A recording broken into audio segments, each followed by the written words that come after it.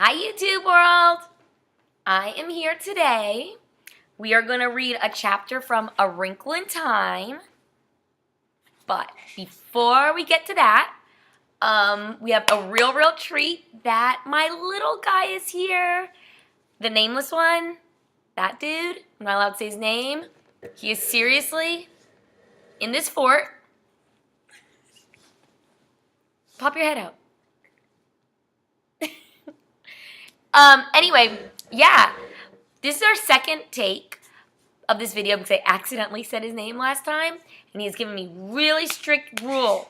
I can't say his name. He's touching me. So anyway, we normally read Super Fudge, which you know, and we absolutely love, but his class, dude is in 4th grade, that dude in the fort, and they're going on a field trip to see the movie this Thursday or Friday, I'm not sure, and he has to get a 70 or 80%. Do you know what you have to get, a 70 or an 80? Tell me. Okay, he doesn't know, but he has to get a good grade, a passing grade, obviously. Okay, yeah, now, excuse me if I say anything wrong, any mispronouncing. I am embarrassed to say I've never read A Wrinkle in Time. I've never picked it up. It's my first time ever on video. So bear with me. And here we go. I hope you can hear me because you need to get a good grade on chapter 7. The Man with the Red Eyes. No. The Man with Red Eyes.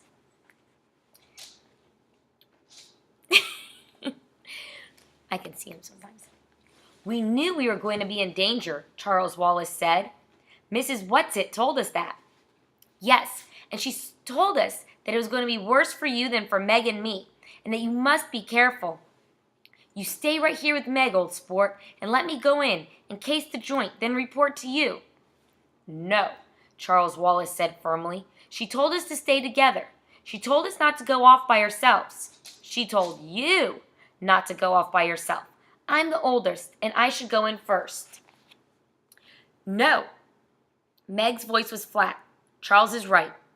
Cal, we have to stay together. Suppose you didn't come out and we had to go in after you.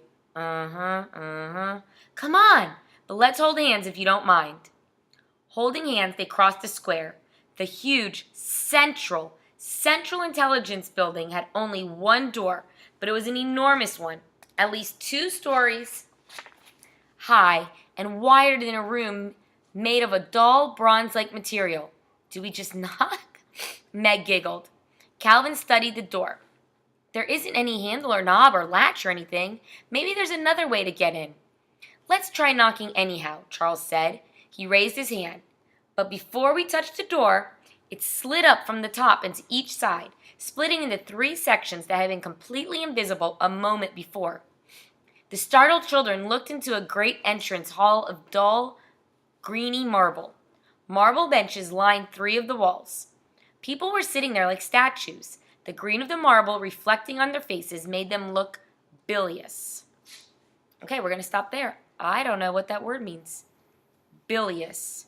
Do you know what that word means? We should get my phone and look it up.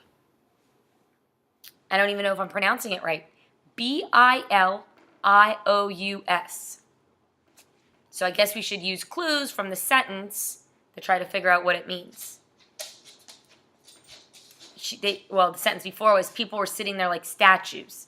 The green of the marble reflecting on their faces made them look bilious. So I'm assuming without movement, boring, no emotion. Okay, let's keep going. They turned their heads as the door opened, saw the children, and looked away again. Come on, Charles said, and still holding hands, they stepped in. As they crossed the threshold, the door shut silently behind them. Meg looked at Calvin and Charles, and they, like the waiting people, were a sickly green. The children went up to the blank 4th wall. It seemed unsubstantiable, as though one might almost be able to walk through it. Charles put out his hand. It's solid and icy cold. Calvin touched it too.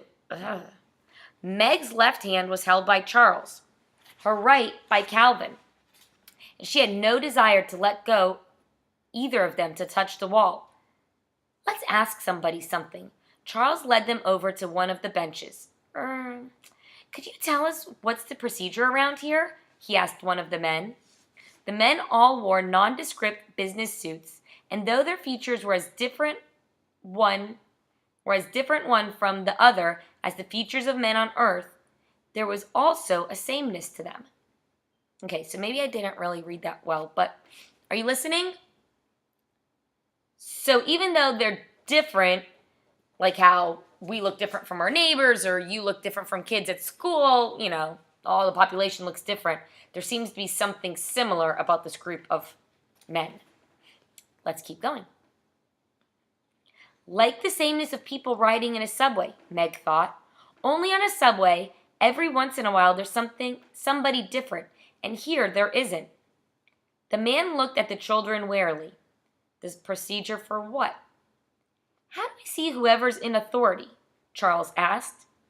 You present your papers to the A machine. You ought to know that, the man said severely. Where's the A machine? Calvin asked. The man pointed to the blank wall. But there isn't a door or anything, Calvin said. How do we get in? You put your S papers in the B slot, the man said.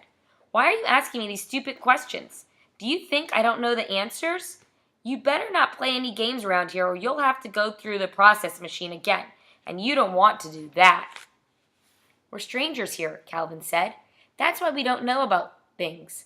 Please tell us, sir, who you are and what you do. I run a #1 spelling machine on the 2nd grade level. But what are you doing here now? Charles Wallace asked. I am here to report that one of my letters is jamming, and until it can be properly oiled by an F-grade oiler, there is danger of jammed mines. Strawberry jam or raspberry? Charles Wallace murmured. Calvin looked down at Charles and shook his head warningly. Meg gave the little boy's hand a slight, understanding pressure. I should give this kid a slight, understanding pressure. Let me have your hand.